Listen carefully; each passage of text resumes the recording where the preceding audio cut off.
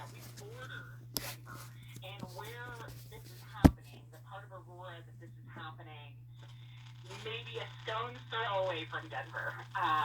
Yeah, within a mile, there is one complex. First, let me tell you, there's multiple complexes under this gang control. It's not just the one that was released yesterday. There's multiple. One of them is a little further into Aurora, but for the most part, this is all northwest Aurora, which borders right up to Denver. Now, Denver is a sanctuary city, and we'll get to all that in a second. But talk about how big are these apartment complexes? How many people live there? Just so few people have an idea as to the extent of the problem. Well, from what I'm piecing together, they usually have somewhere between 60 and 90 units, so there may be a little bit smaller complexes.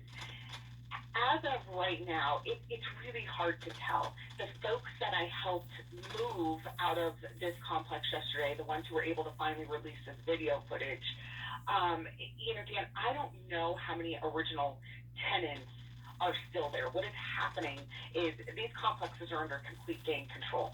And when somebody moves out, when somebody leaves, they go in, they take pictures of the apartments, and they're then brokering them themselves. I'm told that within 3 hours, a Venezuelan migrant family is moved in, and they are paying the rent to the gang members. Essentially, they're extorting their own people. Who owns these apartment complexes? I mean, there's big companies that own these apartment complexes. Can nobody do anything? Well, there's different people that own some of these different complexes, and you're right. That they are companies. I will tell you, and the video or that the photos haven't been released yet, and I'm working on making this happen. But they came in and they beat up the staff. They beat them up. One of the property managers was hospitalized. They start threatening them, and that is how, slowly but surely, there's no staff at any of these problems, at any of these apartment complexes. And as you saw in the video yesterday, they actively patrol these properties heavily armed. So I love this. KDVR, which is local television there, as you know, in Denver, reporting that they're not aware of any apartment buildings being taken over by gangs, and that the safety of residents is a top priority, according to police. So what are the police doing? Well, I think that statement you read is from Denver. Is that correct? Yes.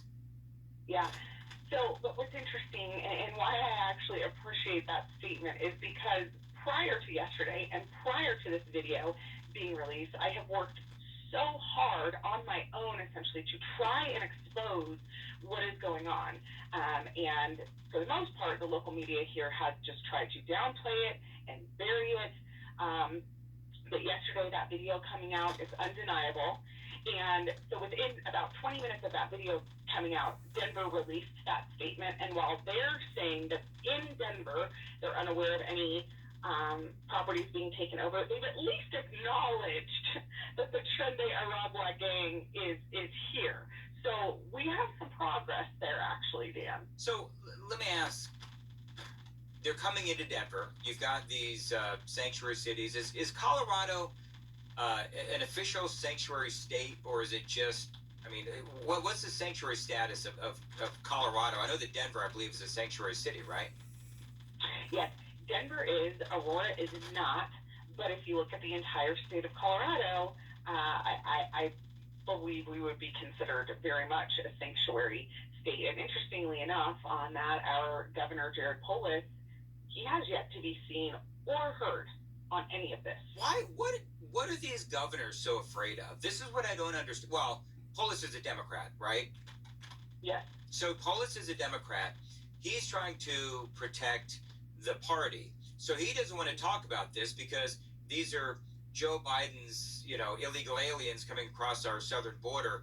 And we've been talking about this on talk radio for years regarding the dangers that are coming across the southern border. So the governor is silent on this. Does Aurora have like a mayor or I mean, you're on the city council, but Mm-hmm. is there anyone else that is helping these people? Because this is not going to stay with these few apartment complexes. I mean, this is going to, as you know, spread.